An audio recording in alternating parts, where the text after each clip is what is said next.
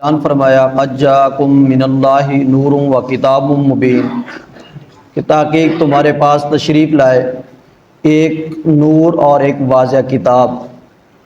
اللہ وحدہ لا شریک کی ذات اقدس نے اعلان فرمایا کہ تمہارے پاس ایک نور آیا اور تمہارے پاس ایک واضح کتاب مبین آئی۔ اب نور کیا ہے اور کتاب مبین کیا ہے، اس سے پہلے سمجھیے کہ اللہ وحدہ لا شریک کی ذات اقدس نے ویسے تو واضح طور پہ ارشاد فرما دیا کہ قد جاءکم من اللہ نور و کتاب مبین، فرمایا تحقیق تمہارے پاس ایک۔ اب نور سے مراد کیا ہے؟ اہم مفسرین کرام نے تقریباً ہر مفسرین کرام نے بھی یہی لکھا کہ قد جاءکم من اللہ نور، نور سے مراد حضرت محمد مصطفیٰ صلی اللہ علیہ وسلم کی ذات اقدس ہے۔ وہ کتاب مبین، فرمایا کتاب مبین سے مراد کیا ہے؟ فرمایا اس سے قرآن مجید فرقان حمید ہے۔ ہن قد جاءکم من اللہ نور، فرمایا تحقیق تمہارے پاس ایک نور آیا ہے۔ تو یہ اہل سنت والجماعت کا عقیدہ ہے کہ آقا کریم علیہ السلام کی ذات اقدس نور ہیں، اور یہ بھی عقیدہ اہل سنت والجماعت کا ہے کہ آقا کریم علیہ السلام کی ذات اقدس بشر بھی ہیں۔ اب یہ سمجھیے کہ اس میں اتفاق ہے، ہر مسلک کا خواہ دیوبند ہے، خواہ اہل حدیث ہے، غیر مقلد، جس مسلک کے ساتھ بھی تعلق رکھتا ہو، جس گروہ سے بھی تعلق رکھتا ہو، تو اس کا عقیدہ یہی ہے، اور اتفاق اس میں کہ آقا کریم علیہ السلام کی ذات اقدس جو ہیں یہ بشر ہیں۔ اختلاف جو آتا ہے یہ نورانیت پر آتا ہے۔ مثال مسلک دیوبند ہے، مسلک اہل حدیث ہے، اور انہوں نے آ کے نورانیت مصطفیٰ کا انکار کیا۔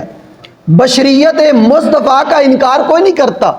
ہم اہل سنت والجماعت بھی مانتے ہیں کہ آقا کریم صلی اللہ علیہ وسلم کی ذات اقدس بشریت لبادے میں ہے، بشریت لباس میں ہے، لیکن کیا ہے، جب بھی انکار ہوتا ہے نورانیت مصطفیٰ کا انکار ہوتا ہے۔ لیکن اللہ پاک کی ذات اقدس نے قرآن مجید فرقان واضح فرمایا کہ قد جاءکم من اللہ نور، فرمایا تاکہ تمہارے پاس نور آیا ہے۔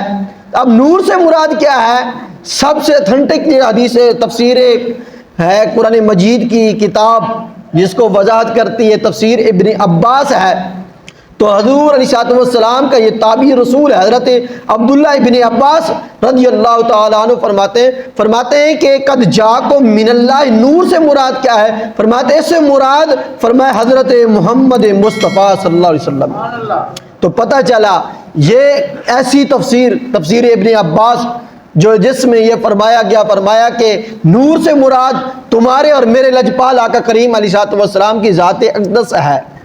اب یہ سمجھیے بشریت کا تو انکار کوئی نہیں کرتا، انکار ہوتا ہے تو نورانیت کا ہوتا ہے۔ تو پھر جب ہم یہ کہیں کہ اگر یہ کہا جائے کہ صرف کیا ہے کہ حضور علیہ السلام بشر ہیں، ہم کب انکار کیا کہ بشر نہیں ہیں؟ ہم مانتے ہیں بشر ہیں، لیکن بات ہے نورانیت کی۔ ہم یہ کہتے ہیں کہ آپ دکھائیں قرآن مجید فرقان حمید سے یا حدیث طیبہ سے کہ آقا کریم علیہ السلام نے فرمایا ہو کہ لست بنور، کہ میں نور نہیں ہوں، یا آقا کریم علیہ السلام کی خود رب ذوالجلال نے قرآن مجید فرقان حمید کے اندر فرمایا ہو کہ لست بنور یا ایھا النبی لست بنور، کہ نبی تو نور نہیں ہے، جبکہ قرآن کے اندر کوئی ایسی آیات طیبہ نہیں ملتی ہیں کہ جس مقام پہ رب نے خود فرمایا ہو کہ اے محبوب تم نور نہیں ہو۔ بشریت تو فرمائے کہ قل انما انا بشر مثلکم، یہ انشاءاللہ آگے چل کر بتائیں گے بشریت کے حوالے سے بھی یہ بشریت کس تقاضے پر فرمایا گیا، کس بنا پر فرمایا گیا۔ لیکن بات ہے نورانیت مصطفیٰ صلی اللہ علیہ وسلم کی ہے کہ قرآن پاک میں کوئی ایسی آیت طیبہ نہیں ملتی کہ جس میں رب نے فرمایا ہو کہ اے نبی تم نور نہیں ہو۔ یار نبی علیہ السلام کی ذات اقدس نے خود اعلان فرمایا ہو کہ لست بنور، کہ میں نور نہیں ہوں، میں تو بشر ہوں، نور نہیں ہوں۔ بلکہ کوئی ایسی حدیث طیبہ بھی نہیں ملتی ہے جس میں خود حضور نے فرما دیا ہو کہ فرمایا کہ میں نور نہیں ہوں۔ پتہ ہی چلتا ہے کہ انکار جو کیا جا رہا ہے وہ صرف نورانیت مصطفیٰ کا کیا جا رہا ہے، بشریت کا نہیں کیا جا رہا۔ بشریت تو ہر کوئی مانتا ہے، لیکن نورانیت مصطفیٰ کا انکار کیا جا رہا ہے۔ پھر اسی نور پر دیکھا جائے تو تفسیر جلالین ایک ایسی تفسیر معتبر ہے، مستند ہے، جیڑی ہر مسلک کے مدرسے میں پڑھائی جاتی ہے باقاعدہ. یہ تفسیر جلالین کے خصائص میں سے ہے کہ اس تفسیر کو لکھنے والے دو جلالین ہیں. ایک جو ہے وہ جلال الدین محلی ہے اور دوسرا جلال الدین السیوطی رحمۃ اللہ تعالی علیہ ہے. یہ دو جلالین نے مل کے لکھی ہے، اس لیے اس تفسیر کو تفسیر جلالین کہا جاتا ہے. تو یہ تفسیر جلالین معتبر و مستند ہے، بلکہ مدارس کے اندر یہ پڑھائی بھی جاتی ہے. تو انہوں نے بھی لکھا ہے کہ قد جاءکم من اللہ نور، نور سے مراد کیا ہے؟ النبی محمد، فرمایا نور سے مراد نبی علیہ الصلوۃ والسلام کی ذات اقدس ہے. پھر یہ ہمارا اہل سنت والجماعت کا عقیدہ ہے کہ محض بشریت بھی نہیں ہے، محض نورانیت بھی نہیں ہے.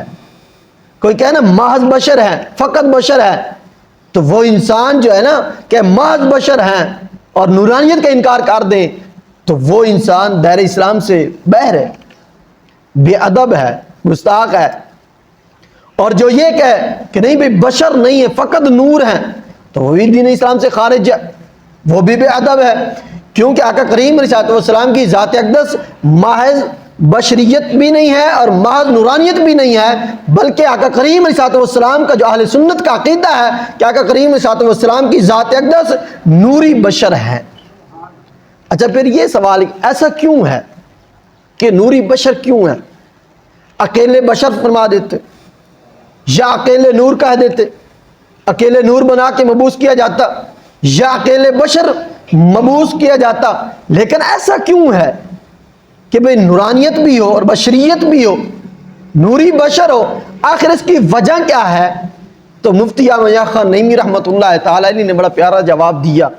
فرمایا اس کی وجہ یہ ہے، دیکھیں ایک ہے مالک، ایک ہے خالق، ایک ہے رازق. فرمایا مالک وہ مخلوق کا مالک ہے، تو دوسری ذات بنی مخلوق کی. ایک ہے رازق، دوسری ذات بنی فرمایا کہ رزق لینے والی. ایک آقا ہے دوسرا غلام ہے، تو اس کے درمیان یہ نور ہے رب کی ذات، یہ مخلوق بشر. فرمایا ان دونوں کے درمیان رب نے ایک ذات مصطفیٰ کریم کی رکھی ہے، جو نور بھی ہے جو بشر بھی ہے، جو نور بھی ہے بشر بھی ہے. یہ ذات رب کی، یہ نور ہے، یہ ذات بندے کی ہے، مخلوق کی ہے، رزق لینے والے کی ہے، غلام کی ہے، بندے کی ہے. یہ بشر ہے، اس کے درمیان جو رکھا وہ نوری بشر رکھا ہے، جو نور بھی بنتا ہے اور بشر بھی بنتا ہے. وجہ کیا ہے؟ مفتی احمد یحییٰ خان نعیمی رحمۃ اللہ علیہ نے فرمایا اس کی وجہ یہ ہے جب یہ بندہ درمیان والا جب نور کی طرف جاتا ہے تو نور بن کے جاتا ہے، جب مخلوق کی طرف آتا ہے تو بشر بن کے آتا ہے. تو فرمایا عقیدہ اہل سنت ہے کہ یہ درمیان والی ذات جو یہ نوری بشری ہے. فرمایا کہ محض بشر بھی نہیں کہیں گے، محض نور بھی نہیں کہیں گے، بلکہ نوری بشر کہیں گے کہ یہ ذات درمیان میں ایسی رکھی ہے. کیوں؟ اس کی وجہ کیا ہے؟ پھر اوپر جائے خالق مالک رازق کی طرف نور بن جائے اور نیچے آئے تو مخلوق بشر بن جائے. وجہ کیا ہے؟ فرمایا اس کی وجہ یہ ہے وہ نور ذات ہے، اس ادھر سے پیغام لے کے آنا ہے، ادھر سے رزق لے کے آنا ہے، ادھر سے ہر احکام لے کر آنے ہیں اور بندوں کو دینے ہیں. لیکن جب ادھر جائے گا نور نہ ہو، نورانیت نہ ہو، تو پھر فرمایا اس نور کی نورانیت اور تجلی اتنی ہے اگر اس بشر پہ پڑ جائے تو بشر ریزہ ریزہ ہو جائے گا، ٹکڑے ٹکڑے ہو جائے گا. کیوں؟ فرمایا کہ ایک پہاڑ تھا، موسیٰ علیہ السلام ادھر گئے، فرمایا عرض کی مولا دیدار کرا. رب نے کیا کہا تھا؟ فرمایا رب نے یہ کہا تھا، فرمایا کہ اے موسیٰ میں اپنے نور کی تجلی کچھ ڈالوں گا اس پہاڑ پر. فرمایا اگر پہاڑ برداشت کر لے تو سمجھ لینا تو فرمایا کہ اس کا محمل ہوئے گا، متحمل ہوئے گا. فرمایا کہ تو مجھے دیکھ لے گا. فرمایا رب نے ایک تجلی چھوٹی سی بھیجی اس پہاڑ پر، پہاڑ ریزہ ریزہ ہو گیا. اس لیے اس کی دوسری وجہ، آخر ایسا کیوں؟ دوسری وجہ یہ ہے، دیکھیں پھر نور بھی ہو اور بشر بھی ہو، ایک کثیر اعتراضات جتنے کیے جاتے ہیں یہ ختم ہو جائیں گے اسی بات پہ۔ آقا کریم علیہ الصلوۃ والسلام کی ذات اقدس کا شق صدر ہوا، سینہ مبارک چیرا گیا، اس سینہ مبارک سے دل کو نکالا گیا۔ جب دل کو نکالا گیا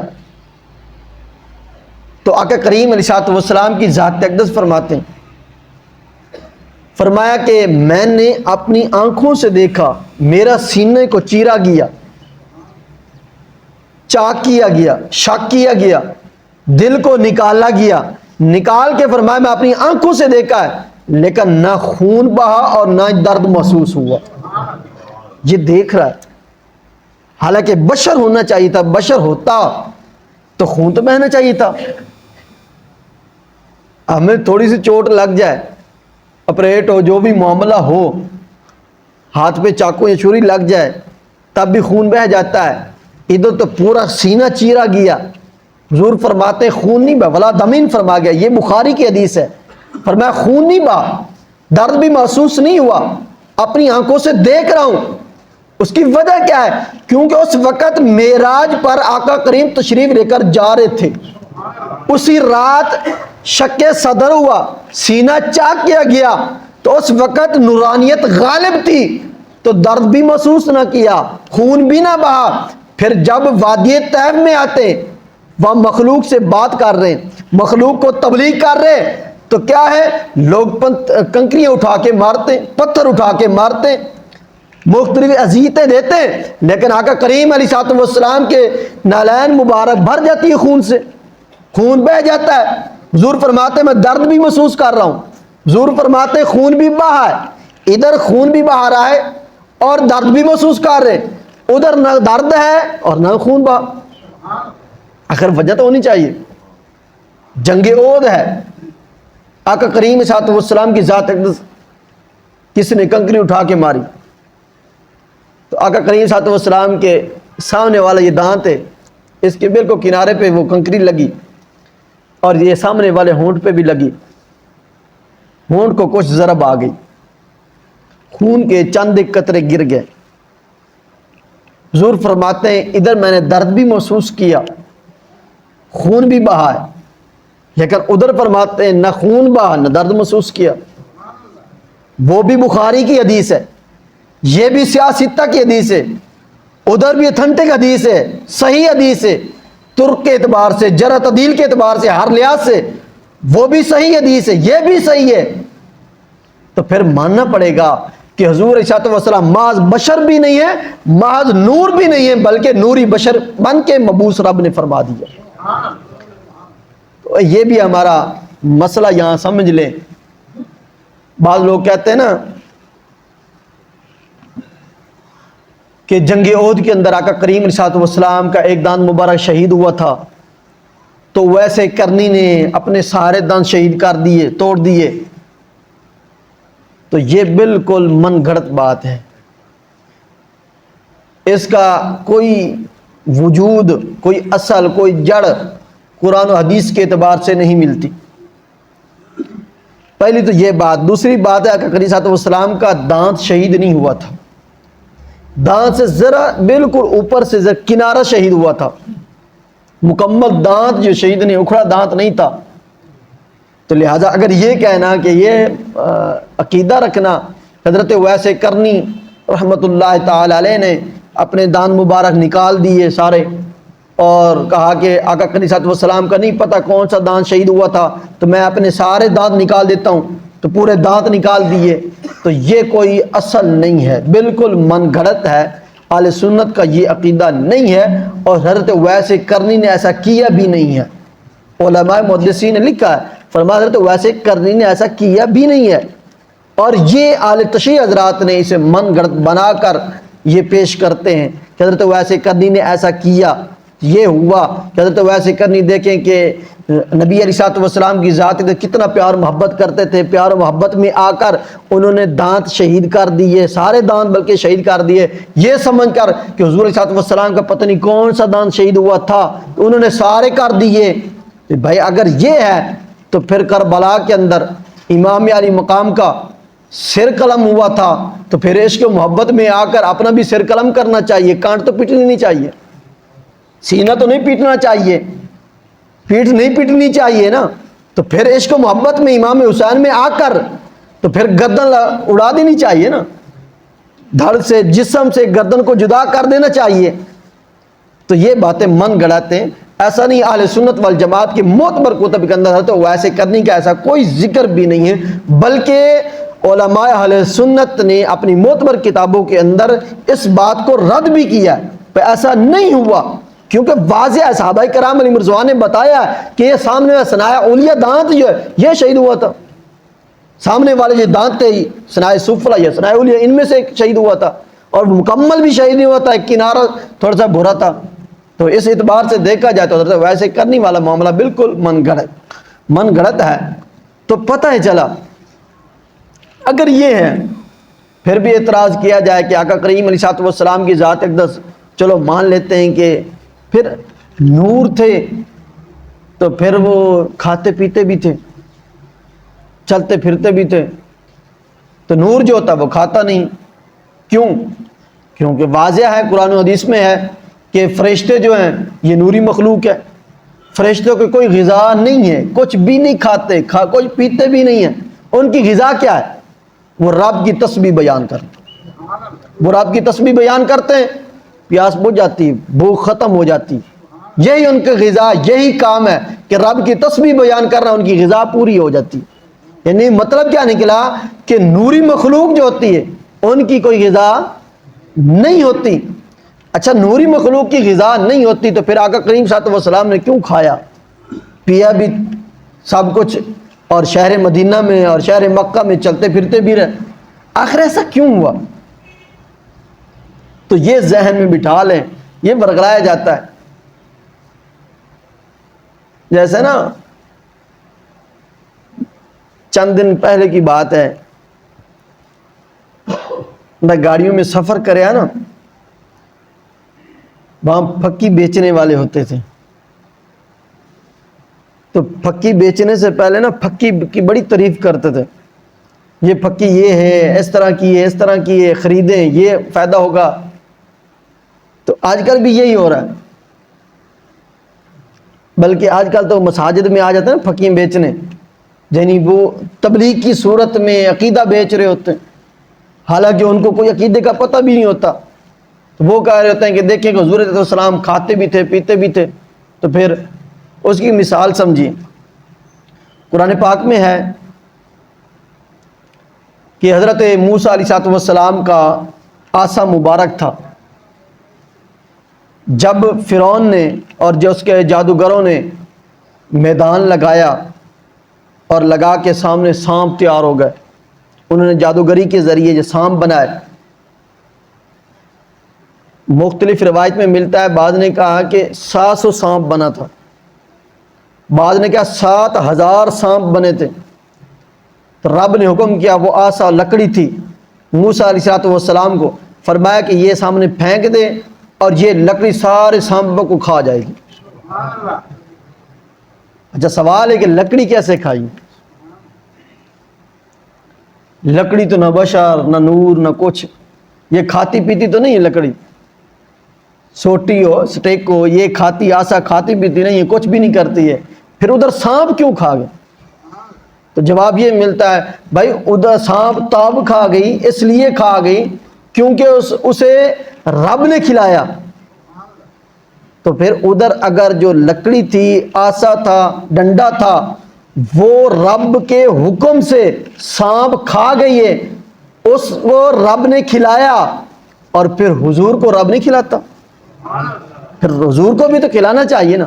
حدیث پاک ہے، یہ سیاستہ کی حدیث پاک ہے کہ کچھ دن آقا کریم صلی اللہ علیہ وسلم گھر کے اندر نہ کھایا پیا، بالکل کچھ نہیں کھایا۔ تو صحابہ کرام علیہ رضوان کو شک پڑ گیا، محسوس کیا کہ حضور صلی اللہ علیہ وسلم لگتا ہے کچھ کھاتے پیتے نہیں ہیں۔ گھر میں ازواج مطہرہ ام المومنین کو سے پوچھا میں کہ حضور صلی اللہ علیہ وسلم کا کھانے پینے کا کیا معمول ہے آج کل؟ فرمایا کہ چند دن ہو گئے ابھی تک کچھ کھایا پیا نہیں ہے۔ صحابہ کرام علیہ رضوان نے سنا نا، فرمایا جب حضور نہیں کھاتا تو ہم کیوں کھائیں؟ جب حضور نہیں پیتے تو پھر ہم کیوں پئیں؟ صحابہ کرام علیہ رضوان کھانا پینا بند کر دیا، چھوڑ دیا۔ کوئی 5-6 دن گزرے تو دیکھا حضور علیہ السلام کی ذات اقدس نے کہ بالکل نڈال ہو گر رہے ہیں، کوئی کسی مقام پہ گر رہا، کوئی کسی مقام پہ گر رہا۔ حضور نے پوچھا فرمایا وجہ کیا، گر کیوں رہے؟ فرمایا حضور آپ کے گھر میں آئے تھے، ام المومنین سے پوچھا آپ کے کھانے پینے کا آج کل کیا معمول ہے؟ فرمایا حضور نے چند دن ہو گئے کھایا پیا کچھ نہیں ہے، تو ہم نے آپ کی سنت سمجھ کے کھانا پینا چھوڑ دیا۔ تو حضور علیہ السلام نے فرمایا، یہ سیاستہ کی حدیث، فرمایا ایکم مثلی، تم میں سے کون ہے میری مثل؟ ایکم مثلی، فرمایا تم میں سے کون ہے میری مثل؟ فرمایا تم میں سے کوئی میری مثل نہیں ہے۔ فرمایا میرا رب مجھے کھلاتا بھی ہے پلاتا بھی ہے۔ فرمایا تم یہ چیز نہ چھوڑو کھانا پینا، فرمایا میرا رب مجھے کھلاتا بھی ہے پلاتا بھی ہے۔ اگر ادھر رب آسے کو سانپ کھلا سکتا ہے، ادھر زہرا کے بابے کو کھلا پلا بھی سکتا ہے۔ اس لیے فرمایا یہ ذات نورانیت کی ہے۔ ہم بشریت کا انکار نہیں کرتے، یہ تو جھگڑا بھی نہیں ہے بشریت کا، ہم مانتے ہیں، ہم نے کب انکار کیا؟ نورانیت کا بتائیں، دلیل لائیں، قرآن سے لائیں، حدیث سے لائیں کہ نورانیت، خود حضور نے فرمایا کہ میں نور نہیں ہوں، یا رب نے قرآن میں فرمایا یا نبیو لست بنور، کیا نبی تو نور نہیں ہے؟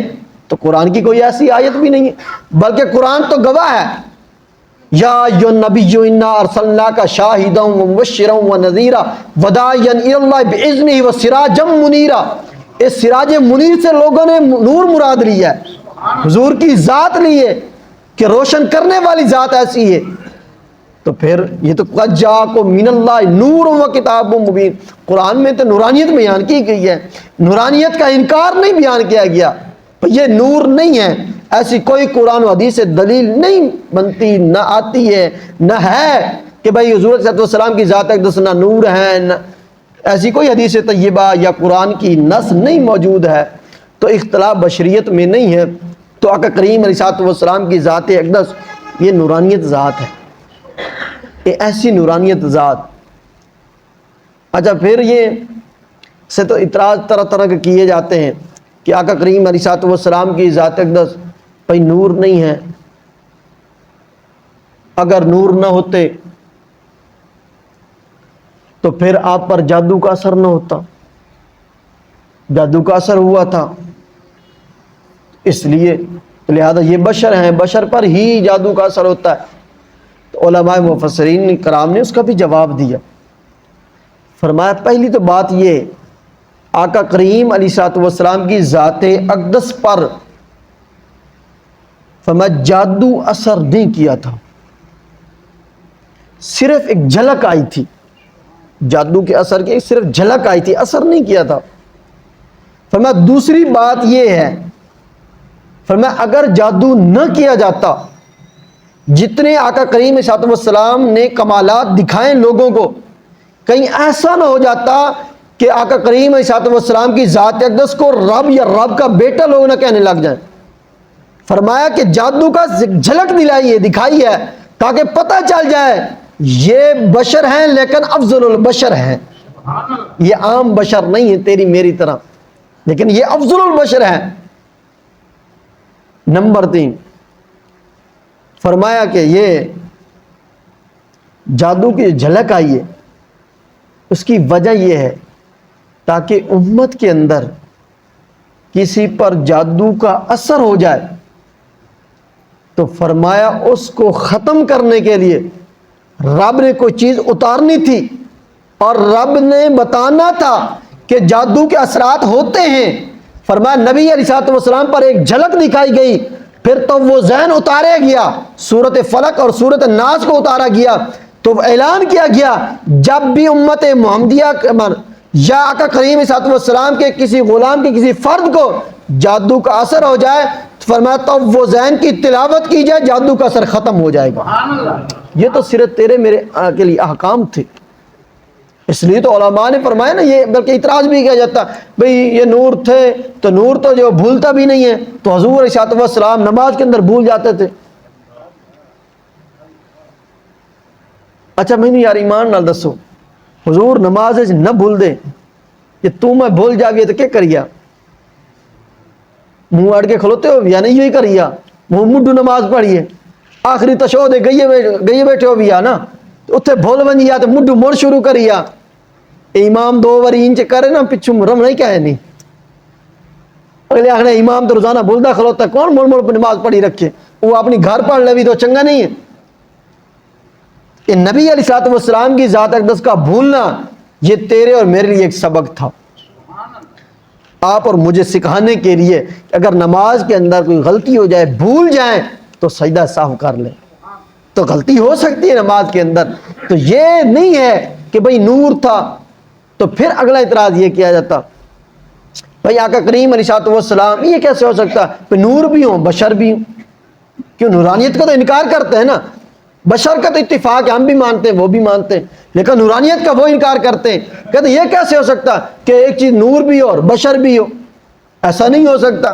جیسے ایک مثال دیتا ہوں کہ ایک چیز میں تغیر ہو، کہ دن ہے تو رات نہیں ہو سکتی، رات ہے تو دن نہیں ہو سکتا، یہ دونوں کے درمیان تغیر ہے، ٹھیک ہے، تو پھر کہتے ہیں یہ دیکھو کہ حضور علیہ السلام بشر بھی ہوں اور نور بھی ہوں، ایسا نہیں ہو سکتا، ایسا ہو سکتا ہے، قرآن میں آیا ہے، جبریل امین کتنی دفعہ پتہ نہیں آئے ہیں جو بشری لباس میں آئے ہیں، بشری صورت میں آئے، بشری شکل کے اندر آئے، حضرت مریم کے پاس آئے تو بشری شکل میں آئے، قرآن گواہ ہے، حضرت موسیٰ علیہ السلام کے پاس آئے تو بشری شکل میں آئے، حضور علیہ السلام کے پاس آئے تو بشری شکل میں آئے، حضور علیہ السلام کے پاس آئے حضرت دحیہ قلبی حضور کا غلام اس کی شکل اختیار کر کے آئے۔ یہ مشکات شریف کی پہلی حدیث پاک، یہ ختم مشکات بڑا ہر سال کروایا جاتا ہے، حالانکہ اسی مشکات کی یہ پہلی حدیث پاک ہے۔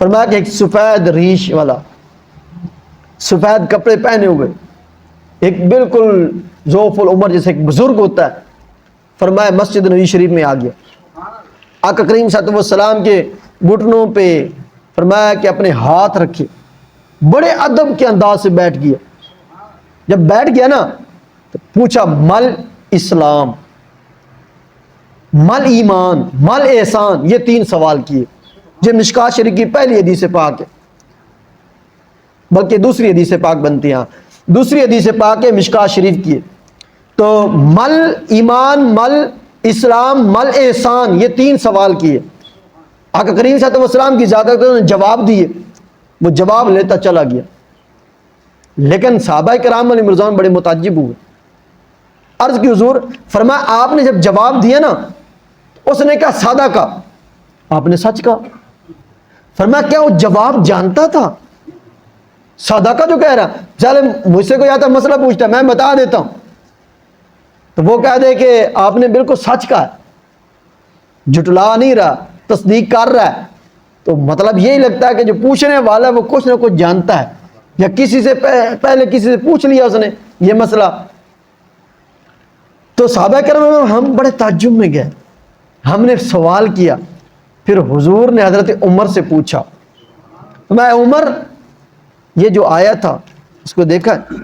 فرمایا حضور یہ مدینے کا رہنے والا نہیں، یہ ہے مسافر، لیکن مسافر والے آثار نہیں نظر آتے، ایسا چہرہ، کوئی گرد و غبار بھی نہیں ہے، تھکاوٹ بھی چہرے پہ محسوس نہیں ہو رہی، فرمایا آثار مسافرت والے نہیں ہیں لیکن شہر مدینے کا نہیں ہے۔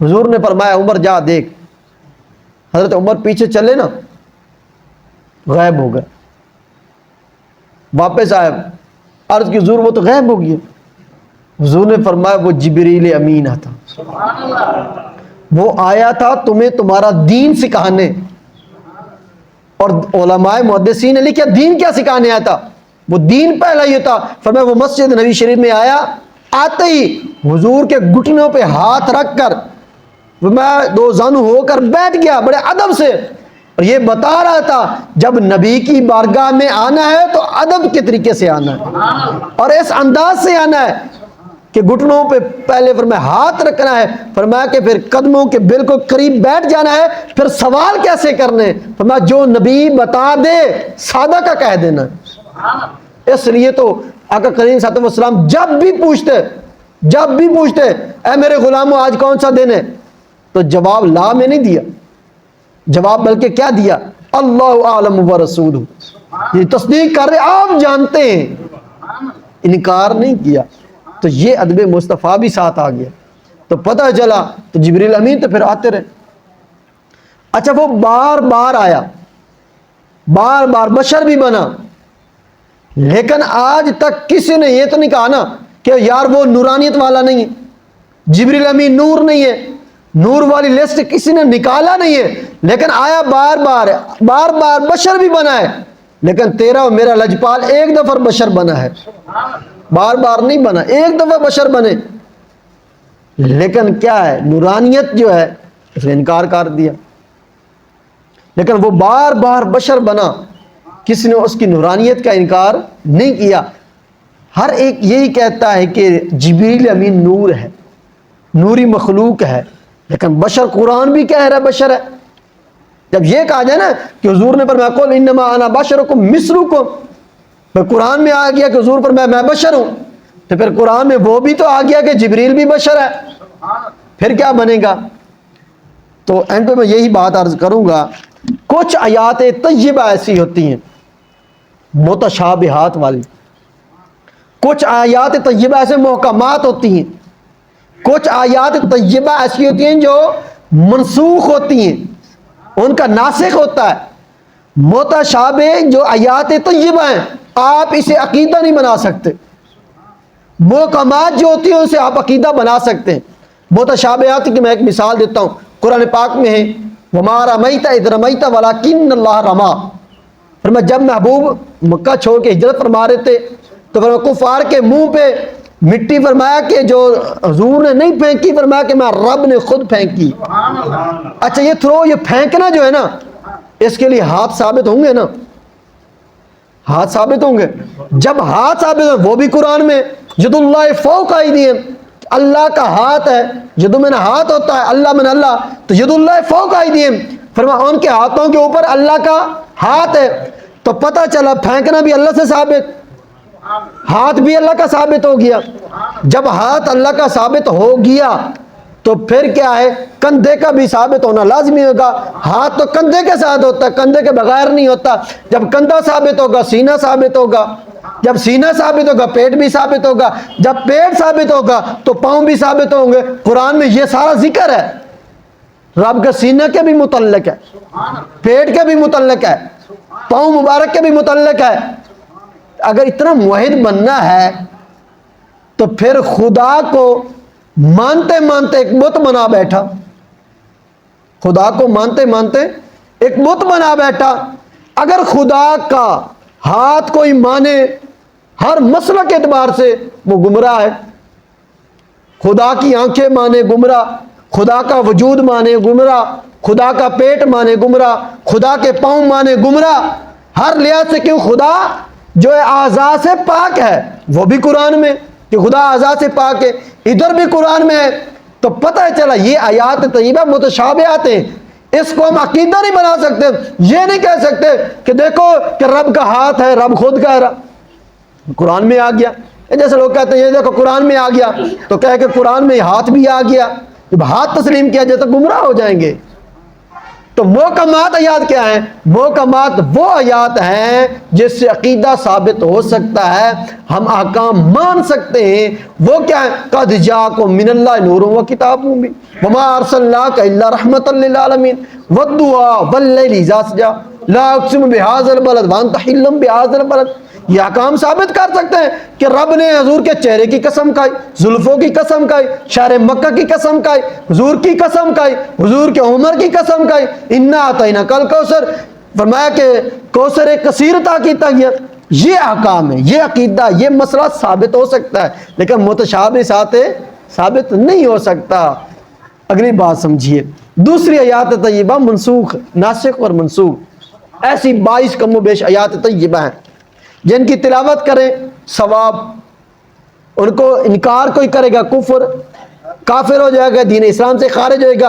ان آیات کی آپ انکار بھی نہیں کر سکتے، ان آیات طیبہ کا انکار بھی نہیں کر سکتے، لیکن ان آیات طیبہ سے جو بات سمجھ آ رہی ہے، مفہوم لگ رہا ہے کہ یہ اس کا مسئلہ ہے، اب اس پہ عمل کریں گے پھر بھی کافر ہو جائیں گے، کیونکہ وہ منسوخ ہو چکی ہیں، اس کا بدلہ ناسخ آ چکا ہے۔ تو انشاءاللہ یہ پھر جمعہ ایک لگائیں گے ناسخ اور منسوخ پر، جو کہتے ہیں نا صرف قرآن حدیث کو بھی یہ نیچری عقیدہ ہے، یہ غامدی عقیدہ بھی جوید غامدی کا جو نکلا ہوا، یہ ان کا عقیدہ بھی دیکھو، حدیث کا بھی ان کا، یہ سر سید احمد کا بھی عقیدہ یہی تھا، اس نے تو بلکہ چاندے کا آیات طیبہ کا بھی انکار کر دیا تھا، اور حدیث کا تو ویسے بھی انکار، اکثریت حدیثوں کا انکار کر دیا تھا۔ اس لیے ہم نے کہا تھا، بلکہ سید اعلیٰ حضرت، ہم نے تو نہیں کہا، سید اعلیٰ حضرت نے کہا تھا، فرمایا لوگو سر سید احمد، اس کو سر اور سید کہنا بھی نہیں چاہیے، کیونکہ اس نے حدیث کا بھی انکار کر دی، نیچری عقیدہ ہے۔ اور غامدی جیسے یہ غامدی ہے، جوید غامدی نکلا ہوا، اس کا بھی وہ نیچری عقیدہ سر سید احمد ابو الاعلیٰ مدودی، یہ تفہیم القرآن لوگ تفسیری بڑی شوق سے پڑھتے ہیں، اس کا بھی یہی عقیدہ تھا۔ یہ چیزیں طوالت میں پھر چلے جائیں گے۔ وآخر دعوانا